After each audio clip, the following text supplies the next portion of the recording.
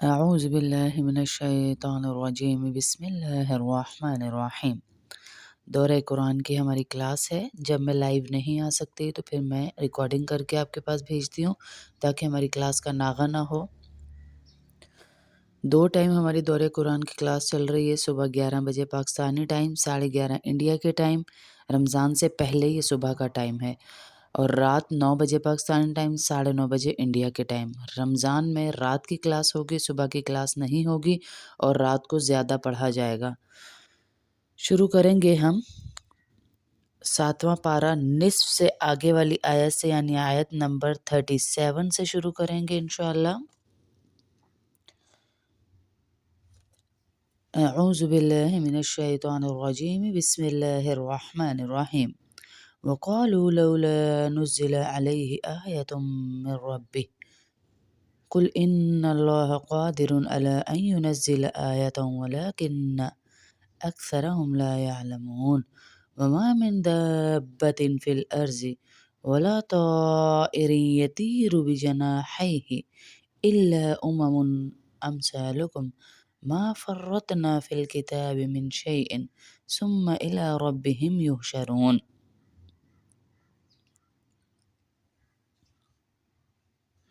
یہ لوگ کہتے ہیں کہ اگر یہ نبی ہیں تو ان پر ان کے پروردگار کی طرف سے کوئی نشانی کیوں نہیں اتاری گئی؟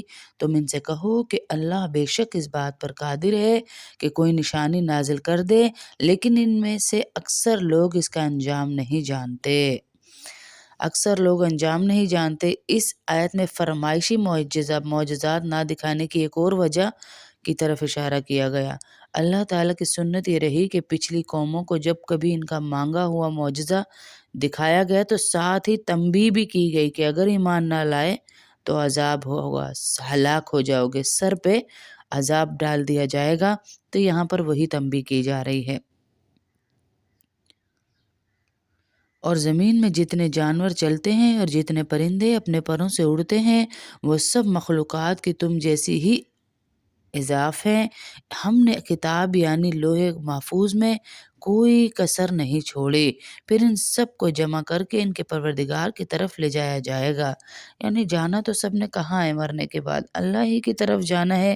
تم جیسی اضاف ہیں کا مطلب ہے کہ جس طرح تمہیں دوسری زندگی دی جائے گی اسی طرح ان کو بھی دوبارہ زندہ کیا جائے گا، تمام جانوروں کو بھی دوبارہ زندہ کیا جائے گا۔ ایک حدیث میں ہے کہ حضور صلی اللہ علیہ وسلم نے بیان فرمایا کہ جانوروں نے دنیا میں ایک دوسرے پر جو ظلم کیے ہوں گے، میدان حشر میں مظلوم جانور کو حق دیا جائے گا کہ وہ ظالم سے بدلہ لے لے۔ اللہ اکبر! جب جانوروں کے ساتھ انصاف کا یہ عالم ہے تو سوچیں میرے اور آپ کے ساتھ کیا عالم کیا جائے گا۔ انشاءاللہ بے فکر ہو جائیں۔ اگر آخرت میں جو دنیا میں ہمارے ساتھ کسی نے بھی برا کیا ہے تو اللہ آخرت میں ضرور حساب کتاب چکائیں گے انشاءاللہ۔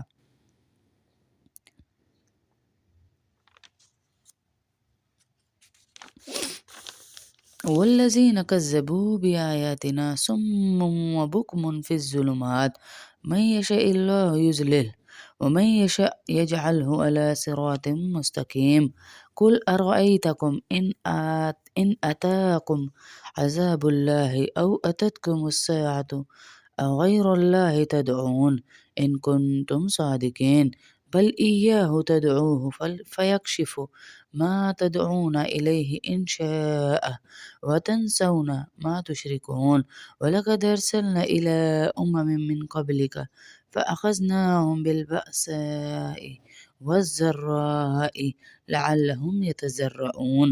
اور جن لوگوں نے ہماری آیتوں کو جھٹلایا ہے وہ اندھیروں میں بھٹکتے بھٹکتے بہرے اور گونگے ہو چکے ہیں۔ اللہ جسے چاہتا ہے اس کی ہٹ دھرمی کی وجہ سے گمراہی میں ڈال دیتا ہے۔ یعنی اللہ کسی کو ویسے ہی گمراہ نہیں کرتے۔ کوئی بہت ہٹ دھرم ہوتا ہے، ضدی ہوتا ہے اور اپنی ضد پہ طے کر لیتا ہے کہ مجھے اللہ کی مدد نہیں، مجھے اپنے زور بازو پہ ہی کچھ کرنا ہے، اللہ کچھ نہیں، اللہ کا کچھ نہیں، میں سب کچھ، میرا سب کچھ، تو پھر اللہ اس کو گمراہی میں ڈال دیتے ہیں۔ تو اسی لیے اپنے بچوں کے، اپنے شوہروں کے، اپنے رشتہ داروں کے پیچھے اپنی دعائیں تو لگائیں کم از کم کہ کسی کی دعا تو انہیں بخشوا سکے۔ پھر فرمایا کہ ان کی ہٹ دھرمی کی وجہ سے گمراہی میں ڈال دیتا ہے اور جسے چاہتا ہے سیدھی راہ پر لگا دیتا ہے۔ ان کافروں سے کہو اگر تم سچے ہو تو ذرا یہ بتاؤ کہ اگر تم پر اللہ کا عذاب آ جائے یا تم پر قیامت ٹوٹ پڑے تو کیا اللہ کے سوا کسی اور کو پکارو گے؟ بلکہ اسی کو پکارو گے۔ پھر جس پریشانی کے لیے تم نے اسے پکارا ہے اگر وہ چاہے گا تو اسے دور کر دے گا، اور جن دیوتاؤں کو تم اللہ کے ساتھ شریک ٹھہراتے ہو اس وقت ان کو بھول جاؤ گے۔ ہاں، جن دیوتاؤں کو، یعنی جن بڑے بڑے عرب مشرکین یہ مانتے تھے کہ اس کائنات کو اللہ تعالیٰ نے تو پیدا کیا ہے، لیکن ساتھ ہی عقیدہ یہ بھی تھا کہ خدائی میں دوسرے بھی بہت سارے دیوتا شریک ہیں، خدائی کے بہت سارے اختیارات ان کو بھی حاصل ہیں۔ اب ہوتا یہ تھا کہ ان کے دیوتاؤں کو خوش کر رکھنے کی نیت سے ان کی پرستشش کی جاتی تھی، مگر جب کوئی ناگہانی آفت آ پڑتی، مثلا سمندر میں سفر کرتے ہوئے پہاڑ جیسی موجوں میں گر جاتے تو اپنے گھڑے ہوئے دیوتاؤں کے بجائے اللہ ہی کو پکارتے تھے۔ یہ ان کا عالم تھا اور آج بھی ہے، یہ عالم تھا بھی اور ہے بھی۔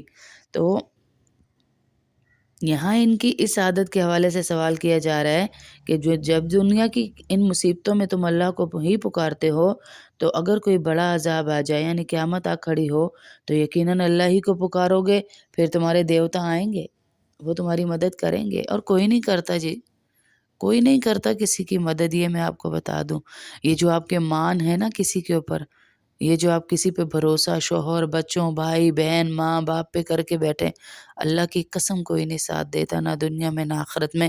یہ ہمارے گمان ہی ہیں، اگر اللہ نہ چاہے تو ہمارے کام نہ بنے۔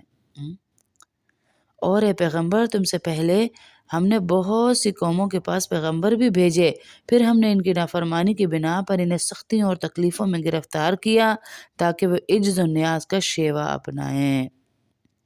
فلولا إذ جاءهم بأسنا تضرعوا ولكن قست قلوبهم وزين لهم الشيطان ما كانوا يعملون فلما نسوا ما ذكروا به فتحنا عليهم أبواب كل شيء حتى إذا فرحوا بما أوتوا أخذناهم بغتة فإذا هم مبلسون فقطع دابر القوم الذين ظلموا والحمد لله رب العالمين قل أرأيتم إن أخذ الله سمعكم وأبصاركم وختم على قلوبكم من إله غير الله يأتيكم به انظر كيف نصرف الآيات ثم هم يزدفون قل أرأيتكم إن أتاكم عذاب الله بغتة أو جهرة هل يهلك إلا القوم الظالمون۔ پھر ایسا کیوں نہ ہو کہ جب ان کے پاس ہماری طرف سے سختی آتی تھی اس وقت وہ عاجزی کا رویہ اختیار کرتے تھے، بلکہ ان کے دل تو اور سخت ہو گئے، اور جو کچھ وہ کر رہے تھے شیطان نے انہیں یہ سجھا دیا کہ وہ بڑے ہی شاندار کام میں ہیں۔ پھر انہیں جو نصیحت کی گئی تھی جب وہ اسے بھلا بیٹھے تو ہم نے ان پر ہر نعمت کے دروازے کھول دیے، یہاں تک کہ جو نعمتیں انہیں دی گئی تھیں جب وہ ان پر اترانے لگے تو ہم نے اچانک ان کو آ پکڑا، جس کا نتیجہ یہ ہوا کہ وہ بالکل مایوس ہو کر ہی رہ گئے۔ اس طرح جن لوگوں نے ظلم کیا تھا ان کی جڑ کاٹ رکھی تھی، کاٹ دی گئی، اور وہ تمام تر تعریفیں اللہ کی ہیں جو تمام جہانوں کا پروردگار ہے۔ اے پیغمبر ان سے کہو ذرا مجھے بتاؤ کہ اگر اللہ تمہارے سننے کی طاقت اور تمہاری آنکھیں تم سے چھین لے اور تمہارے دلوں پر مہر لگا دے تو اللہ کے سوا کون سا معبود ہے جو یہ چیزیں تمہیں لا کر دے گا؟ دیکھو ہم کیسے کیسے مختلف طریقوں سے دلائل بیان کرتے ہیں، پھر بھی یہ لوگ منہ موڑ لیتے ہیں۔ کہو ذرا یہ بتاؤ کہ اگر اللہ کا عذاب تمہارے پاس اچانک آ جائے یا اعلان کر کے، دونوں صورتوں میں کیا ظالموں کے سوا کسی اور کو ہلاک کیا جائے گا؟ کفار مکہ حضور صلی اللہ علیہ وسلم کو یہ بھی کہا کرتے تھے کہ اللہ کے جس عذاب سے آپ ہمیں ڈراتے ہیں تو وہ عذاب ابھی کیوں نہیں آ جاتا؟ شاید وہ یہ سمجھتے تھے کہ اگر عذاب آیا تو مومن کافر سارے ہی ہلاک ہوں گے، اس لیے انہیں کہا جا رہا ہے کہ صرف ظلم کرنے والے پر ہی عذاب آئے گا، باقی سب کو نہیں آئے گا۔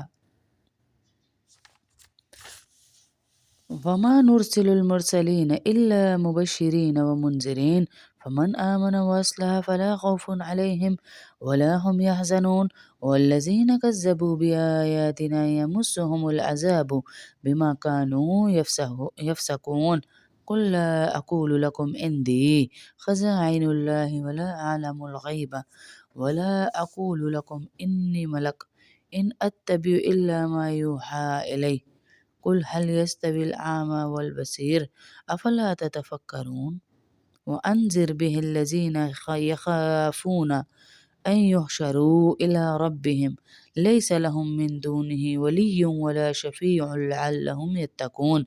ہم پیغمبروں کو اسی لیے تو بھیجتے ہیں کہ وہ نیکیوں پر خوشخبری سنائیں اور نافرمانی پر اللہ کے عذاب سے ڈرائیں۔ چنانچہ جو لوگ ایمان لے آئے اور اپنی اصلاح کر لی ان کو نہ کوئی خوف ہوگا نہ ہی وہ غمگین ہوں گے، اور جن لوگوں نے ہماری آیتوں کو جھٹلایا ان کو عذاب پہنچ کر ہی رہے گا کیونکہ وہ نافرمانی کے عادی تھے۔ اے پیغمبر ان سے کہو میں تم سے یہ نہیں کہتا کہ میرے پاس اللہ کے خزانے ہیں اور نہ میں غیب کا پورا علم رکھتا ہوں اور نہ میں تم سے یہ کہتا ہوں کہ میں فرشتہ ہوں، میں تو صرف اس وحی کی اتباع کرتا ہوں جو مجھ پر نازل کی گئی۔ یعنی میں تو اللہ کا پیغام پہنچا رہا ہوں، میں اپنی طرف سے تو کوئی بات ہی نہیں کر رہا، میں اپنی طرف سے تو کچھ کہہ ہی نہیں سکتا، میں تو اللہ کا پیغام دے رہا ہوں۔ اے پیغمبر ان سے کہہ دو کہ میں تم سے یہ نہیں کہتا کہ میرے پاس اللہ کے خزانے ہیں اور نہ میں غیب کا پورا علم رکھتا ہوں، نہ میں تم سے کہتا ہوں کہ میں فرشتہ ہوں، تو میں تو صرف اس وقت اسی وحی کی اتباع کرتا ہوں جو مجھ پر نازل کی جاتی ہے۔ کہو کہ کیا ایک اندھا اور دوسرا بینائی رکھنے والا دونوں برابر ہو سکتے ہیں؟ ہاں جی، پھر کیا تم غور نہیں کرتے؟ اور اے پیغمبر تم اس وحی کے ذریعے ان لوگوں کو خبردار کرو جو اس بات کا خوف رکھتے ہیں کہ ان کو ان کے پروردگار کے پاس ایسی حالت میں لایا جائے گا جمع کر کے کہ ان کے سوا نہ ان کا کوئی مددگار ہوگا نہ کوئی سفارشی، تاکہ وہ لوگ تقوی اختیار کر لیں۔ یہ حقیقت مشرکین کے اس عقیدے کی تردید ہے کہ وہ اپنے دیوتاؤں کو اپنا مستقبل سفارشی سمجھتے ہیں، مستقبل کا تو یہ اس کی تردید کی جا رہی ہے۔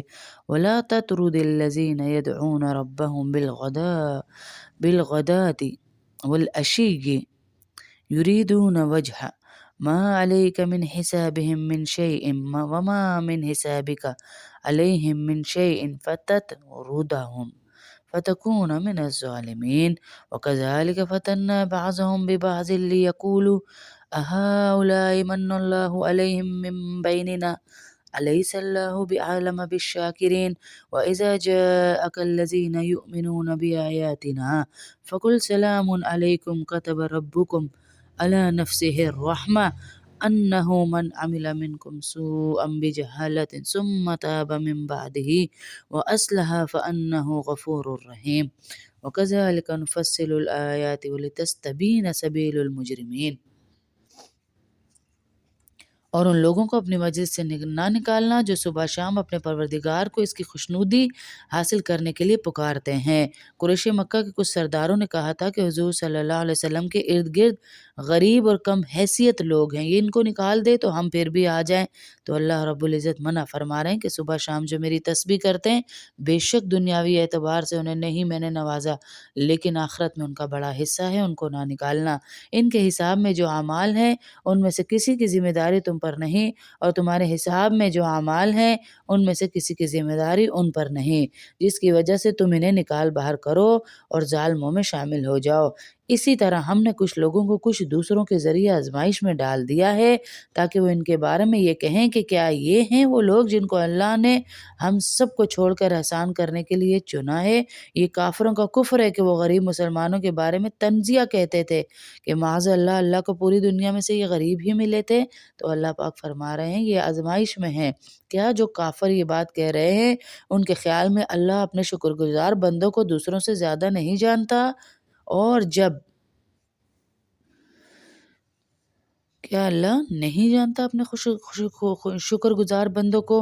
اور جب تمہارے پاس وہ لوگ آئیں گے جو ہماری آیتوں پر ایمان رکھتے ہیں تو ان سے کہو سلامتی ہو تم پر، تمہارے پروردگار نے اپنے اوپر رحمت کا یہ معاملہ کرنا لازم کر لیا ہے کہ تم میں سے کوئی نادانی سے کوئی برا کام کر بیٹھے پھر اس کے بعد توبہ کر لے اور اپنے اصلاح کر لے تو اللہ بہت بخشنے والا ہے۔ یعنی جو تقوی والے لوگ ہیں، ایمان والے لوگ ہیں، آیتوں کو ماننے والے، کبھی کوئی گناہ ہو بھی جائے بغیر سوچے سمجھے تو اللہ پاک کہہ رہے ہیں میرے اوپر لازم ہے کہ میں ان کی ضرور اصلاح کروں گا اور انہیں توبہ کی توفیق عطا فرماؤں گا اور ان کی توبہ کو قبول بھی کروں گا۔ اور ہم اس طرح نشانیاں تفصیل کے ساتھ بیان کرتے ہیں تاکہ سیدھا راستہ بھی واضح ہو جائے اور تاکہ مجرموں کا راستہ بھی کھل کر سامنے آ جائے۔ رکوع نمبر 6 ہمارا مکمل ہوا۔ سورۃ الانعام پارہ اذا سمیعوا یعنی 7واں پارہ، رکوع نمبر 7 سے انشاءاللہ رات کی کلاس میں پڑھیں گے۔ جو بہنیں ہماری شامل ہیں اٹینڈنس لگوا کے نیچے السلام علیکم لکھیے تاکہ مجھے پتہ چل جائے کمنٹس میں، اسی ویڈیو کے نیچے جو کمنٹس آئیں گے اس میں یوٹیوب پر اٹینڈنس لگوا دیجیے گا تاکہ مجھے پتہ چل جائے کہ آپ لوگ حاضر ہوئے ہیں۔ اور اللہ پاک ہمارا بیٹھنا سننا سنانا قبول فرمائے۔ جتنی بہنوں کے گھر پریشانیاں ہیں اللہ دور فرمائے، ٹینشنیں ختم فرمائے، عزتیں عطا فرمائے، اور جتنوں کی جتنی جائز دعائیں ہیں اللہ وہ قبول فرمائے۔ اور جہاں جہاں ہم ادارے کھولنے کا سوچ رہے اللہ پاک ہماری غیب سے مدد فرمائے اور ان اداروں میں برکتیں عطا فرمائے۔ آمین اللہم آمین۔ اللہ برکتیں عطا فرمائے اور اللہ عزتیں عطا فرمائے۔ آپ سب کی ساری دعائیں بھی اللہ قبول فرمائے۔ میری دل سے دعا ہے جن جن بہنوں نے مجھے اپنے گھر کے مسائل کے لیے، بچوں کے لیے، امتحان کے لیے، شوہروں کے لیے دعاؤں کا کہا، اللہ ان کی دعائیں قبول فرمائے۔